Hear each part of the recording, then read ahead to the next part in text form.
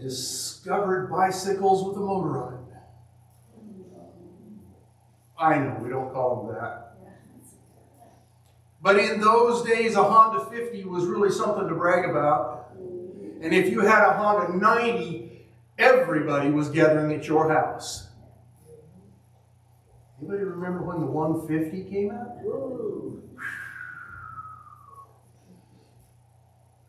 And there was an event that started about that same time, that started really big. Not because it was brand new, but it's this thing that nowadays, we just kind of blithely call it motocross. Nobody thinks about it. They break more bones in motocross than they do in football. People get more head injuries in motocross than they do in football. And yet motocross is one of the most grueling and popular sports on the planet, even among the younger crowd that is growing up today. And it wasn't long until, as they discovered motorcycles and going fast on them, just like they did on their Stingrays, they discovered that in the dirt, you could do things with motorcycles they couldn't make their Stingray do. Not for lack of trying, but they discovered it. They went to this little place here in Oregon. Nobody talks about it, because most people would like to admit it doesn't even exist. But they do have a motocross track. Well, okay, it's what they call it. It's down just out of Bend, Oregon. And boy, do they get down there and get right to business on that thing. But it's only half a mile long, and that's if you stay on the whole way.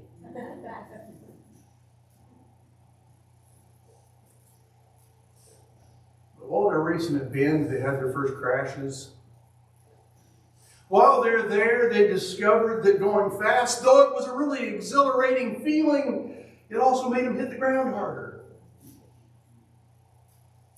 They discovered that moguls and bumps and things that people only think about for skiing were there too.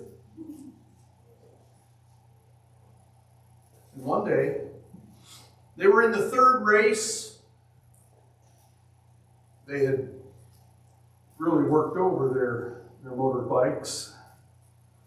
They were putting out twice as much horsepower as they came from the factory with. They had changed the tires completely so they had knobs on them big enough to climb a tree if you could just keep from falling over backwards.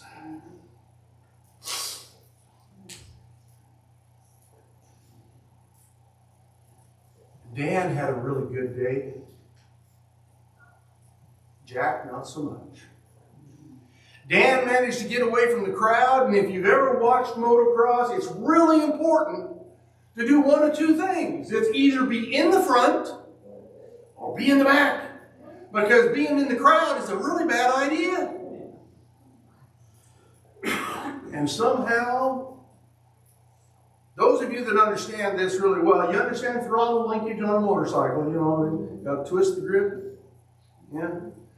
Oh, when Jack would twist the grip, sometimes it would just stay. It was a really bad idea, by the way. And he found himself coming around it's a 120-degree curve. I think they call that a hairpin, really. They had other words for it, but we're going to leave that alone. And as he was coming around that, he had let off the throttle, and for once it actually let off.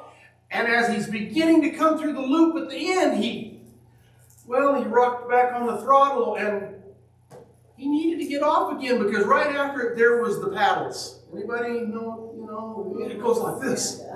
I don't know, I called it washboard road myself, but they're bigger. So, and he hit the paddles full throttle. Well, needless to say, he was airborne, and he did discover something that he had not thought of, and that is if you hit the first one hard enough, you don't touch down until the third one. So it wasn't all bad, but the problem is at the end of the paddles, there's a real steep, and I do mean steep. They literally go around it like this. They're clear over on their side. They're going so fast. And he thought about that for just about, tenth of a second. Because it also is one of those, it comes right back and meets itself. And all he could think of is the centrifugal force pushing him down onto that motorcycle. Well, he didn't have time to really think about it because it wouldn't let go. So it's either ride or ride. And neither one's a great option. Well, he came off the top of it. He skipped the next 3 curves. Ended up rolling down over here. Got back up with everybody. He had a few extra abrasions that they didn't have. There were bumps and bruises in places that most people don't ever get bumps and bruises in. He said as he was flying over the lip, he's sideways like this, and he comes up and he can't hold it down because he's going too fast, and he gets over the top and it just went over. He said, for just a moment, he said, I felt like a bird. He said, at the same moment that I felt like a bird, gravity works. He said he knew right then that there had to be a change before another race could occur. And he didn't really have to worry because the landing was bad. It bent the handlebar pretty good, so he didn't really have to worry about the throttle grip because it was non-existent. He idled it back to the starting gate, out into the pit area. Dan finished the race. Had a good day. Dan finished second. And he said to Jack, if you'd have stayed in the race, I'd have won. Jack says, how do you figure that? He said, because I kept looking to see where you were, and I couldn't find you. I was losing time because I'm looking for you. Now, here's the fun of this. We're having a lot of fun. But that's the race in life that we do as we fight along, trying to make that corner, trying to get through the paddles, trying to keep the throttle from sticking wide open so that we go where the devil wants us to instead of where we should. They got done racing at Bend, and their next adventure, because they had saved some money, and those people that know anything at all about motocross know it's an expensive sport. And to call it a sport, wow. South Carolina is where they headed. They're going clear across the country because it's an invitational. Now, there's a lot of good tracks around the country. They got them all over the place. They got them in Texas and in Arizona. They got wonderful tracks. But the one in South Carolina, they could get into that one because it's an invitational, so they don't have to pay an entry fee. And anybody that knows about racing knows that there's entry fees, and the entry fee goes to help pay the winner the little dab that he's going to get for trying to get himself killed and entertain you. And the interesting part is they both packed their motorcycles in the back of the same 1.5-ton van. It's really what today you would call an old UPS van, but back then we called it a Grumman. It was nice. They packed everything they had. Now they're opposing teams. They're not on the same team, and they both came in the same rig. And they showed up in South Carolina, and when the guy came around to tag them in, he said, how come you're not wearing the same jerseys? He said, because we're not on the same team. He was a little confused. And when I thought about that, I thought, that's a perfect example of people in our world that we come in contact with every day. We're all doing the same thing, but not everybody's working for the same team. Do you know people in your life that are completely against what it is you do?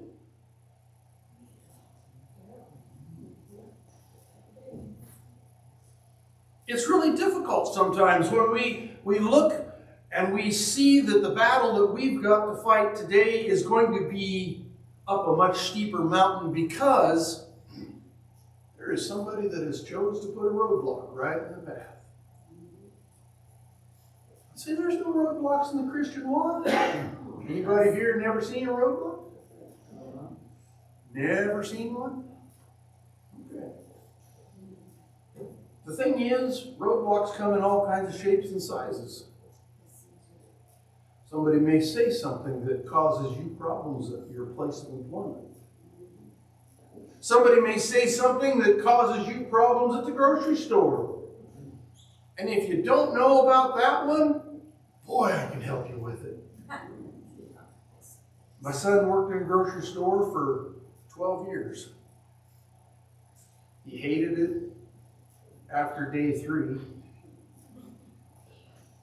But he listened to his father, and his father said, unless you get a job that pays at least as well, you probably should stay. He always used to tell me I needed to keep my mouth shut. And then the stories that he would tell about angry shoppers.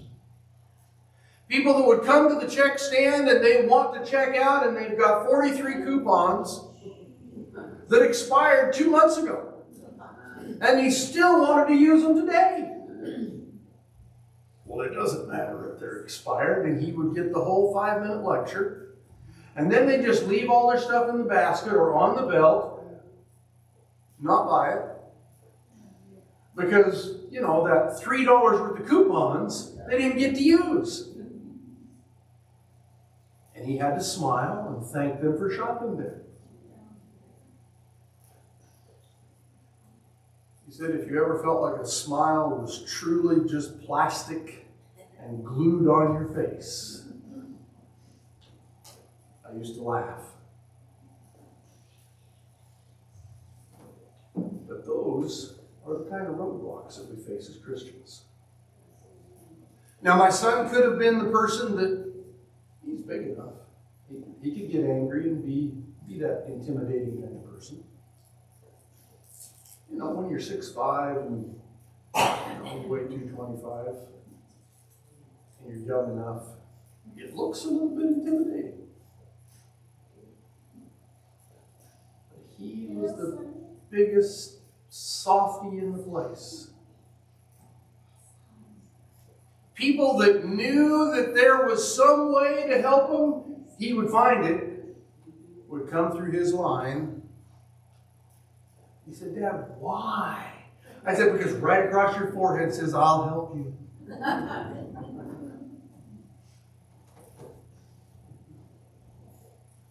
As Christians, does it say it across your forehead? Does it say, Jesus said, come unto me and I will give you rest. Take my yoke upon you and learn from me, for my burden is light, he said.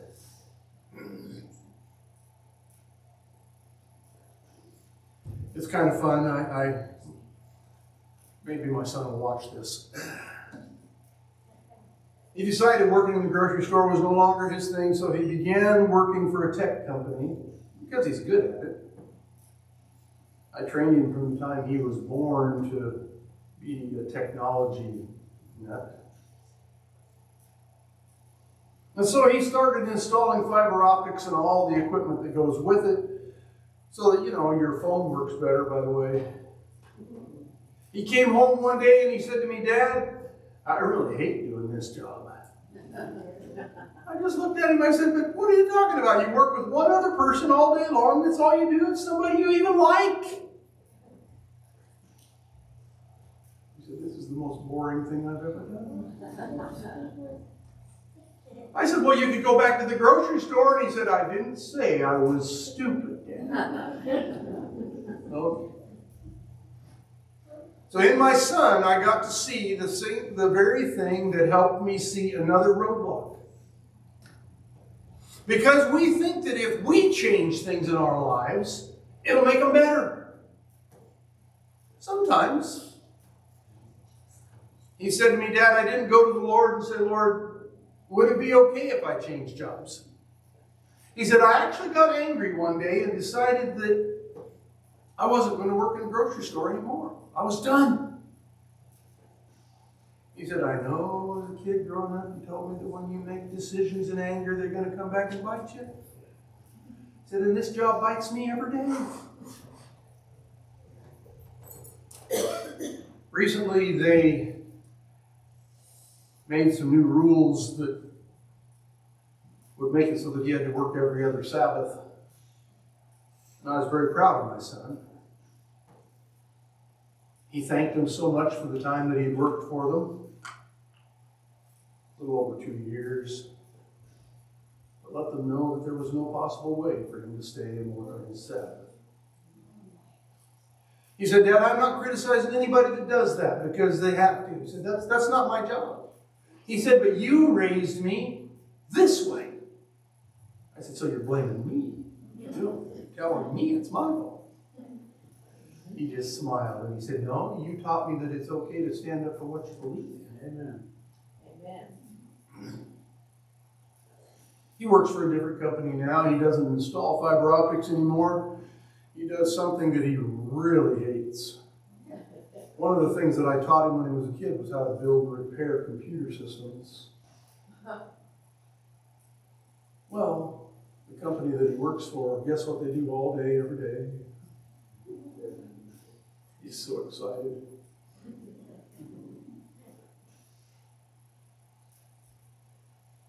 I said, well, what happened?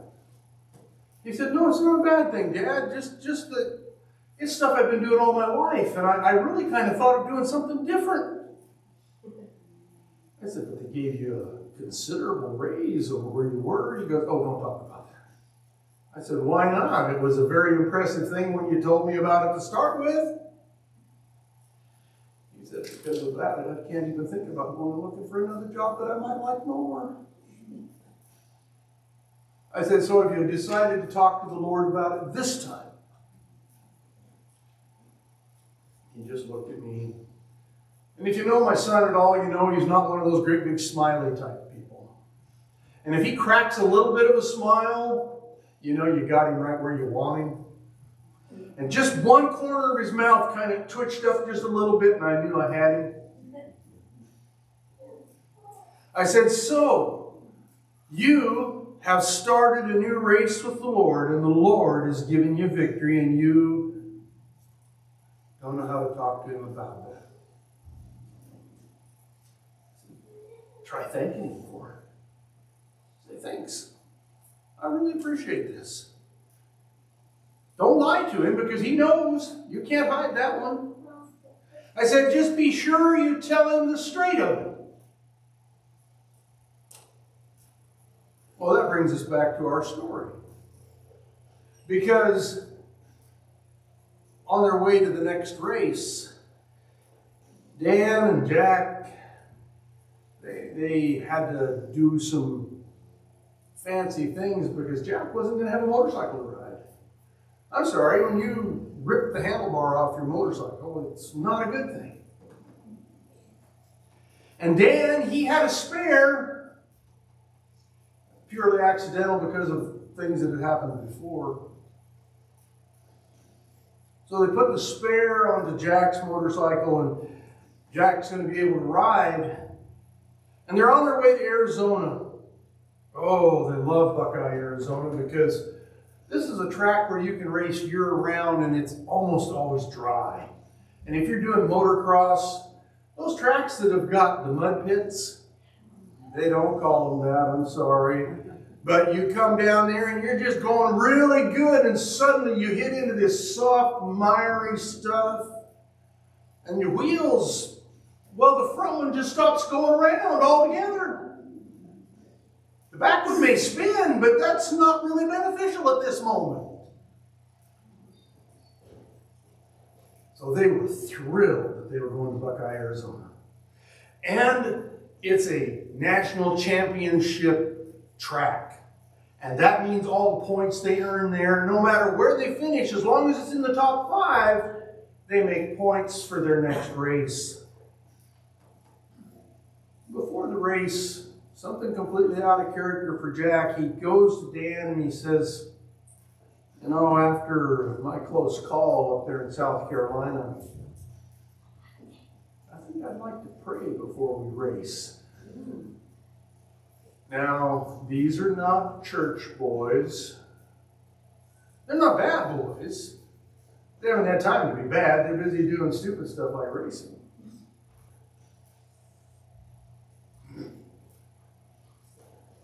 Dan said, well, you go ahead. I don't know anything about that. He said, well, my mom and dad used to take me to church.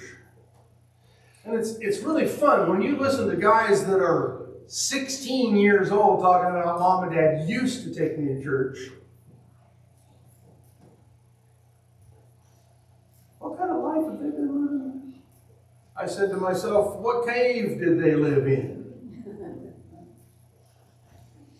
And Jack prayed. He said,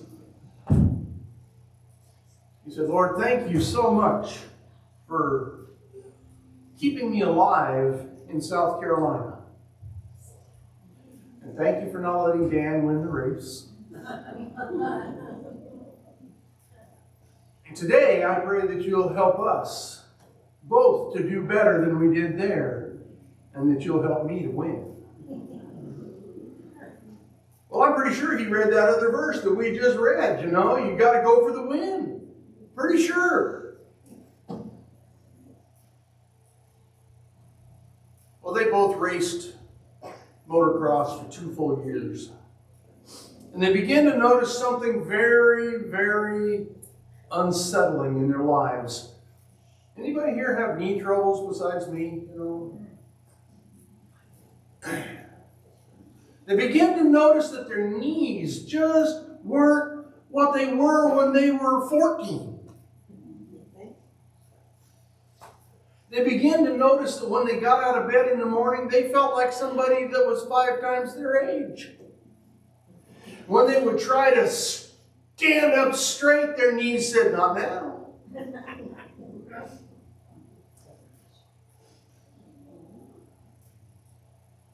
And Jack, he had a friend. He had a friend that worked a circuit. Now, the racing people, again, we know circuits. And he worked a circuit in a little tiny thing called Race City in a little place very close to Hermiston, Oregon. Power City was on one side of it. Charlestown is where the address really is. Wow.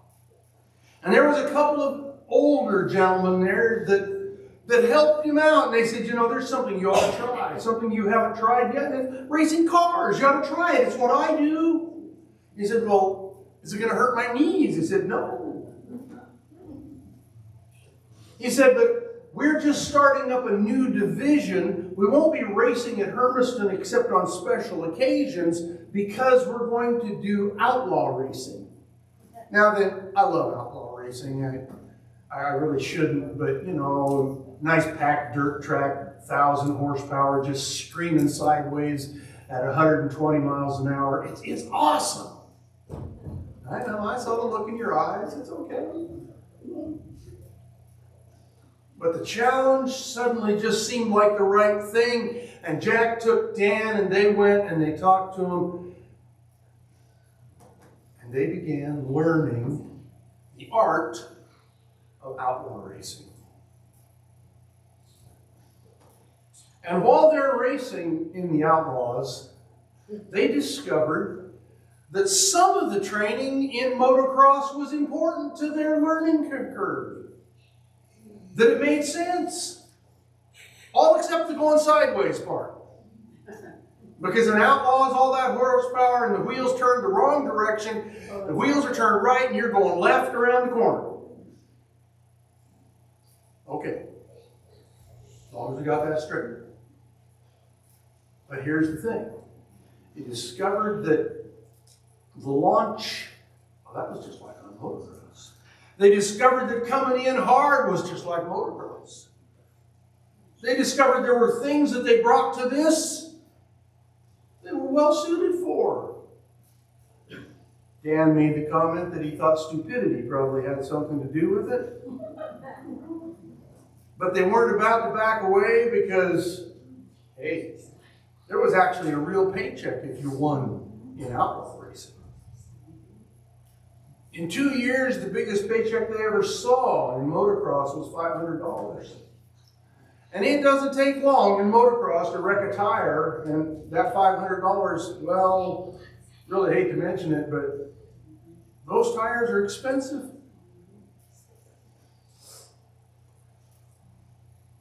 Before they started being assigned a car to race, Jack said to Dan once again, "We need to pray." And Dan said, "The last time you prayed, you won, I lost." He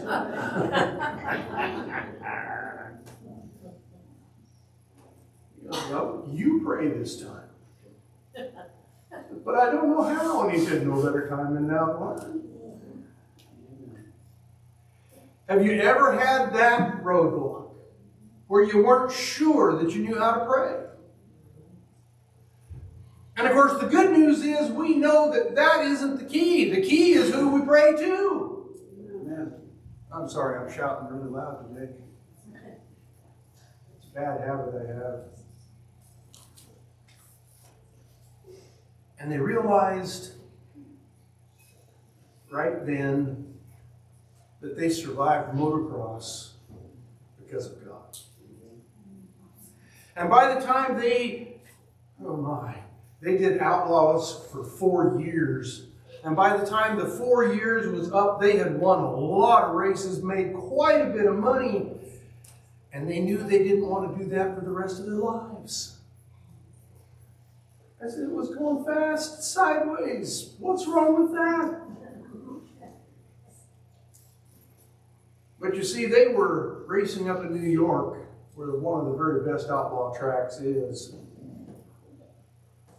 And they met a guy up there, a guy that wasn't racing. He's just sitting by the pit, and he's watching the drivers as they come and go. If I told you his name, anybody that's followed drag racing would know him because, well, he's the daddy of the sport. Big Daddy was there watching as they were running Outlaws. And he walks over at the end of the first race, because they're done in heats. And at the end of the first heat, he walks over and he says to Dan, he says, "Have you ever thought about doing something besides just going around in a circle?" Well, there are comments that people make about that, you know. They call them roundy rounders. They don't know how to do anything except turn left. And Dan just said, "Well, you know, we've only been doing this 4 years, so we're just..." He said, "Well, how would you like to do something that just goes in a straight line and goes really fast?" Dan was all for that. He liked that going fast part. And for a minute, he thought he would just not tell Jack about this because Jack might have something to say that he didn't like. Because Jack was really good at what they were doing, by the way. Jack won more races than Dan did. Dan wasn't really happy about that. And just about the time that Dan is finishing up talking with Big Daddy, Jack comes strolling up and says to him, just introduces himself. Says, "Hi, my name is Jack. I'm the winner in the group." Big Daddy laughed quite a bit. He said, "Well, I was just talking," and Dan is shaking his head. "No. I was just talking with your friend Dan here, and I was offering him an opportunity to drive cars that go in a straight line.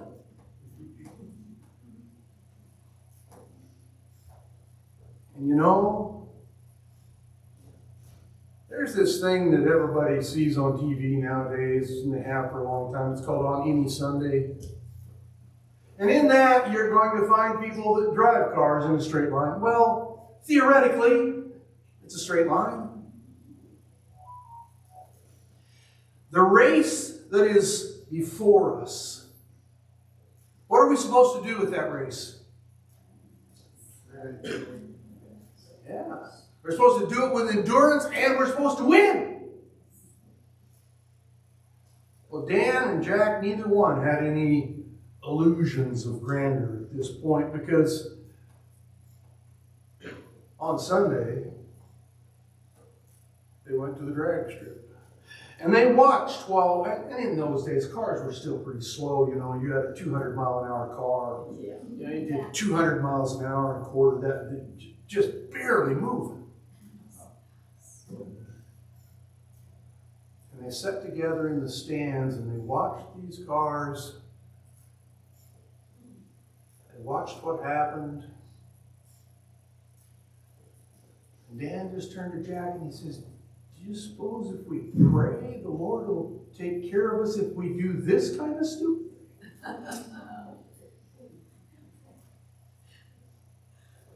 I had to laugh at Jack's response. He said, what, do you think going sideways at 120 wasn't stupid?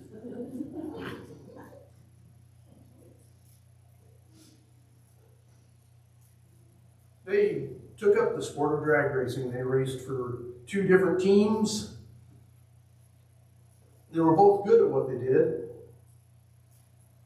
They won a fair number of races. Their names will be in the history books. Just about anybody can look them up. I mean, it's not hard. But the history book that I'm interested in was the fact that during everything that they did, clear back in motocross, they started talking to the Lord about what they were doing. Yeah. You say, well, that's not really the...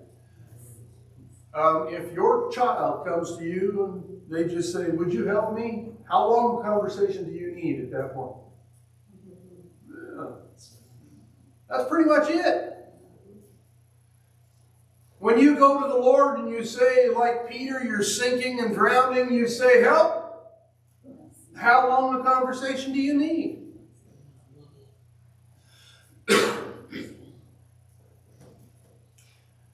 Jack was world champion once.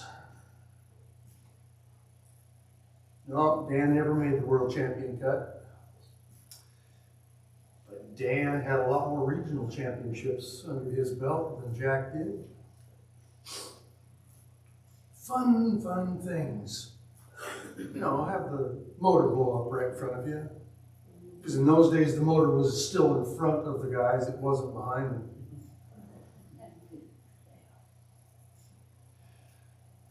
He talked about that because that's where they went to in the lower ranks. You know, they ran in those days we called them gassers because they still ran gasoline. Well, sort of.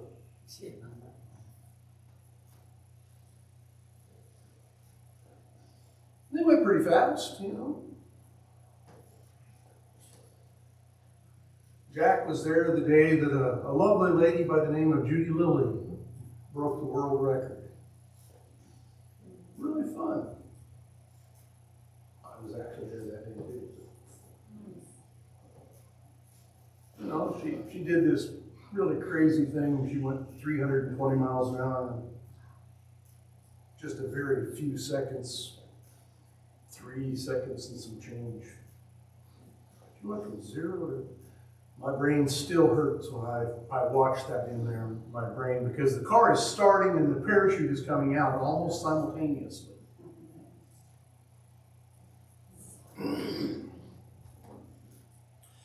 And she had a rivalry going with another lady. Her name was Shirley Muldowney. And everybody that's watched drag racing, they know this. But these were the kind of people that they were associating with. It wasn't like they were friends, if you will. But they all hung out together. I'm sorry, if you are in that world, everybody's looking over your shoulder to see what you're doing to your car to make it faster than theirs. What was that you did there? I didn't see that. You're in the way.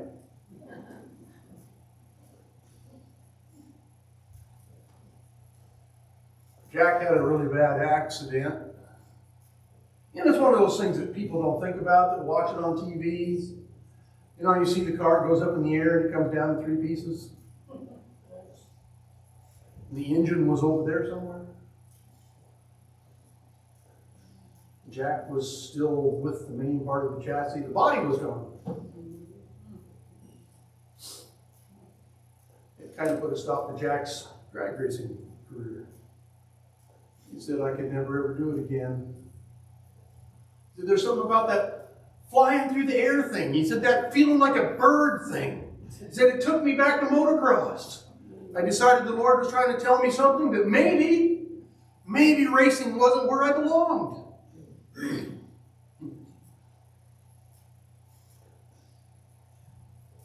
His fastest run he ever made, he made 243 miles an hour. Just barely moving.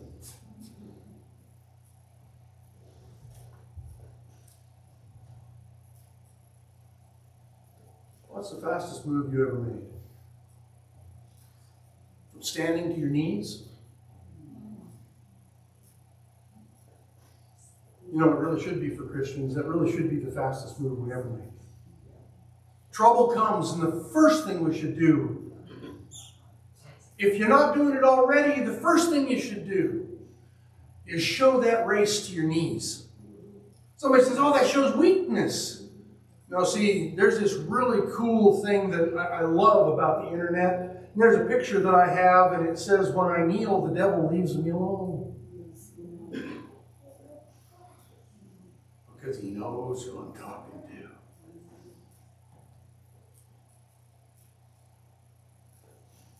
Our race, friends. Our race is not fought. Our race is not run. We are not in competition with each other at all. Our race is to hold on to the hand of Jesus and hold on to the hand of as many people that we can to bring along with us. Amen. That's our race. That's the endurance part. Those of you that have children, you would never have this problem, I know, but sometimes children don't do what you ask them to. It's not often. Well, it's not more than once every minute or two.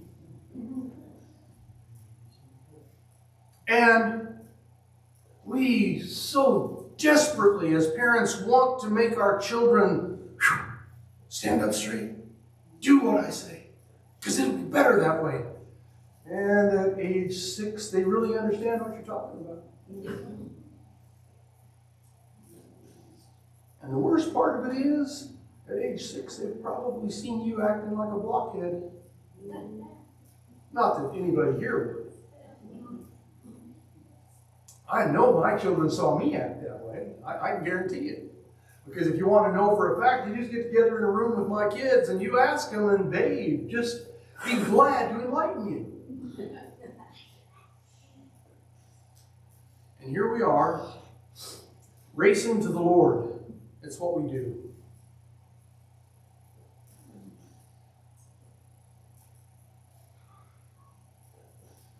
My oldest daughter came home from school one day, one of the few days that I was actually home.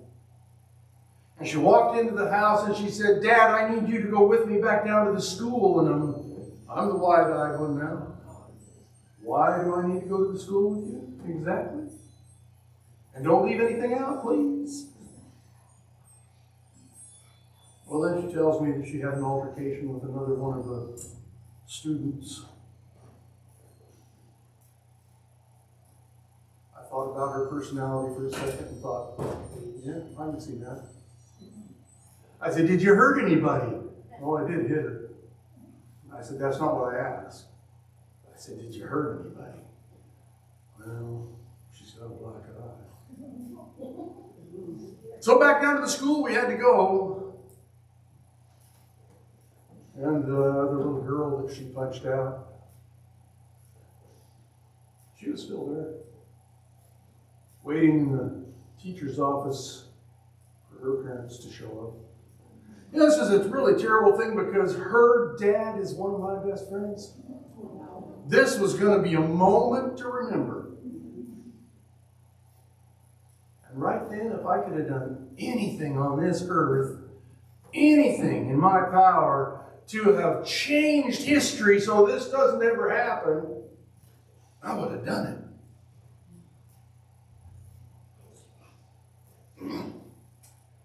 Dad did not come to this event, only the mother. Now, I raised cows when I was a kid. And I learned really quick. We had this really nice Hereford. She was just as sweet as pie, unless she had a calf.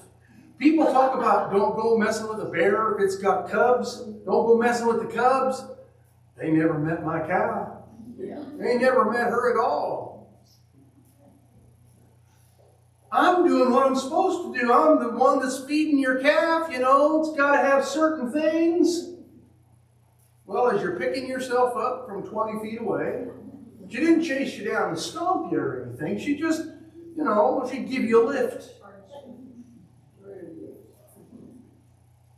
Then I have to go and console her. Well, I'm thinking of hurting her. I'm not really thinking of consoling her. Okay, that cow, that's a mother. I'm in the teacher's office with a mother. Mother of a little girl that has a black eye. Because my little girl gave it to her. Free gift. For just a moment, I thought about what God must think about me on a regular basis. Because I'm pretty sure he thought about the times that I'm sure Lucifer went to him and said, and you're protecting this guy. Why? You see how he is? You see what he did?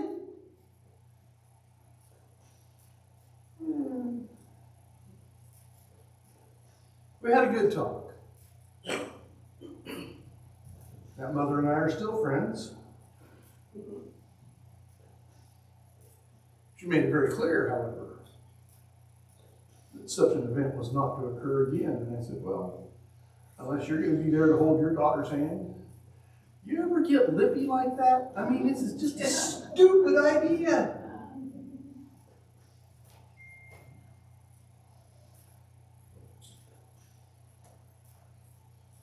Well, we took my daughter home and we had to have one of those coming to an understanding meetings. Because Dad had to understand what happened here and had to understand why. Because what's done is done. I can't fix it. I can't change it. I get down on my knees. I go to the Lord and I say, Lord, this is what I did today. And I know I can't fix it. I'm ashamed of what I've done. I have run my race to the best of my ability and I have fallen down.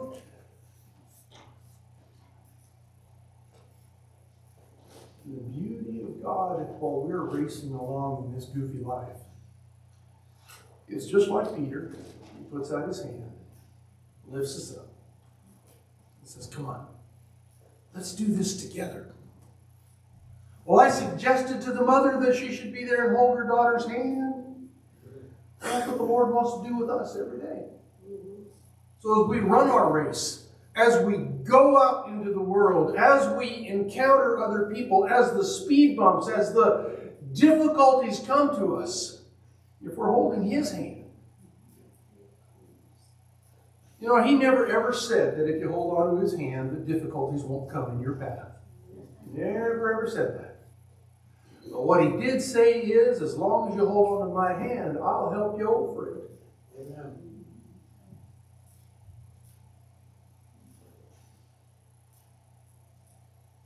So today,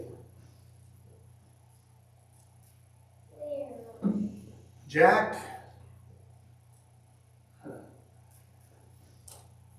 you're gonna love it.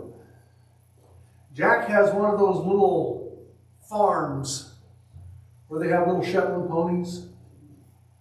And people pay money to come and put little Johnny, Susie on the pony, let it ride around in the circle. I said, Jack, you're a race car driver. What on earth? And he goes, this is very safe.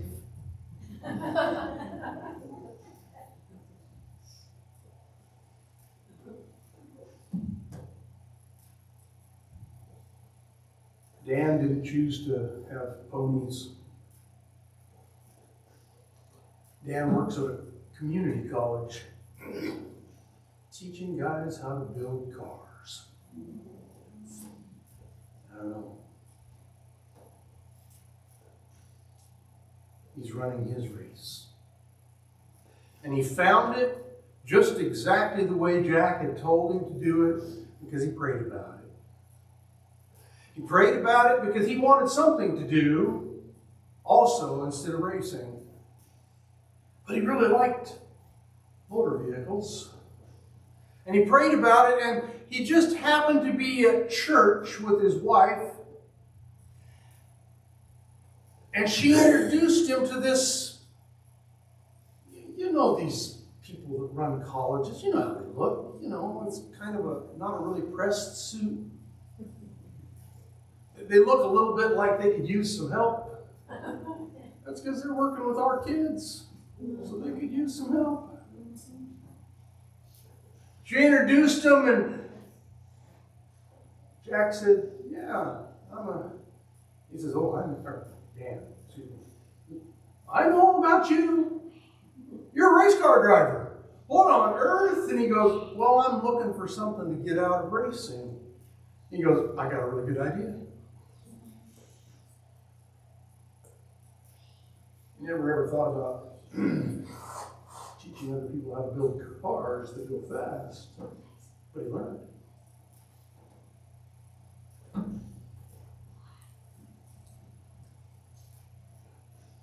Because he asked the Lord to show him, it's pretty hard to say no. He admits that there are times that he would like to take some of his students out and show them how the car works while they're on the outside. Introduce them to tire tread from a different angle. But he said they can't learn if I get hostile. He said, the Lord gave me what I've got, and I'm thankful for it. And he said, I still get to work with cars. Jack works with ponies. They're still friends, though they now live almost 2,000 miles away from each other. Jack came back home to Oregon. Dan, not so much. You got to go to the heart of things. You got to go where it's at, where it's happening. And everybody knows that racing is the biggest in the East. So he let himself get as far away from here as Ohio. Doesn't like Ohio much, but that's where his job is. And the best part of the story, the absolute best part of the story, Dan teaches Sunday school. You remember Dan didn't know how to pray? As a matter of fact, when Jack suggested that they pray, Dan was, I don't know about that. No, I can't tell you that Dan's a big soul winner. I can't tell you that. But what I can tell you is he brings something to the table about his life. And he doesn't bring anything that you don't have. You know what it is that you have? What is it you have? You have Jesus. That's right. Absolutely. And that's what it is that Dan brings to the table. He brings Jesus. Because Jesus brought him through it all. So his race is here. And the Lord used all kinds of means to get him there. He didn't beat him up as bad as Jack got beat up. But you know, I think I understand Jack. I really do. I really think I understand his desire to give children a more gentle look at the start of life instead of how they could kill themselves. And I'm so thankful that Jesus looks for the gentle ways. Sometimes, you know, he's got to wait for you to go running by and stick his foot out so you'll, you know.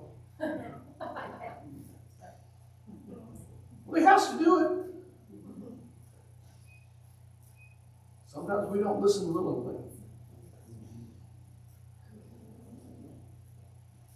But from here on, our race is sure, the Bible says. From here on, we know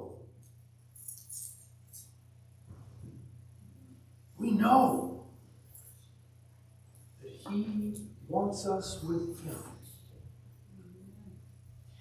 And I don't mean just today. I don't mean just tomorrow. I mean forever and ever. He's building us a home. He's building us a place where we get to live. And I love that thought. You know, I know people that I talk to them all the time, and they'll say, you know, I want to go to heaven because I'm going to have. Really? I want to go to heaven because I get to see Jesus. Yes. I really don't care if he makes me sleep under a sleeping bag out there by the gate. I'm perfectly happy.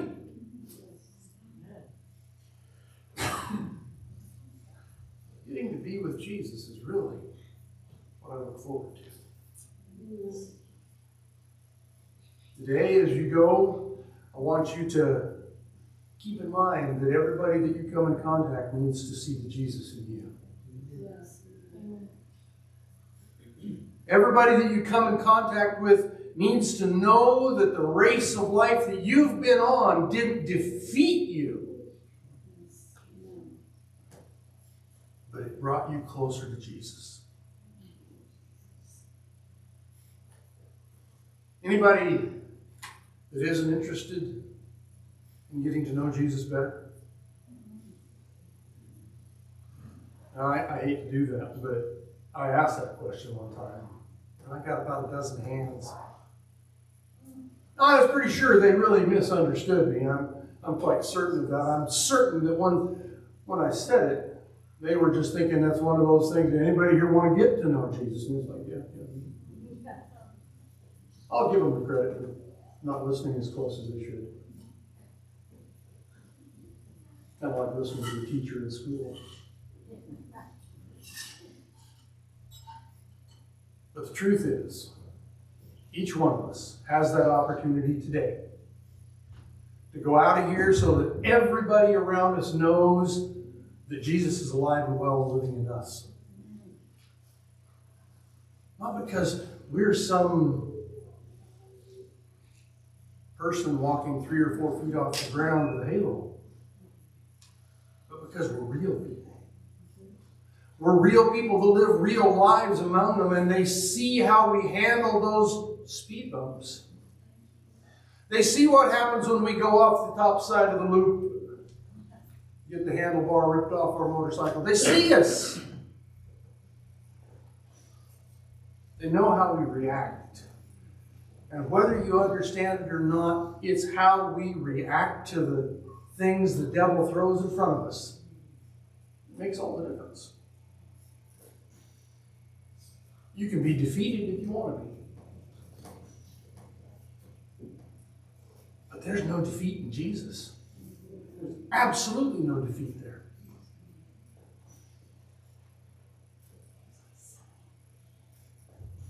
So anybody going to go out of here today knowing that Jesus is leading you every inch of the way? Anybody want to just say, no, I don't want to do that? here on, it is my challenge to you, and it is every time I come here, to take Jesus by the hand. Go with him every mile. And be the person that he asks you to be. Amen. Not because you're perfect, but because he is. Amen. Could we bow our heads? Heavenly Father, because you are perfect, because you have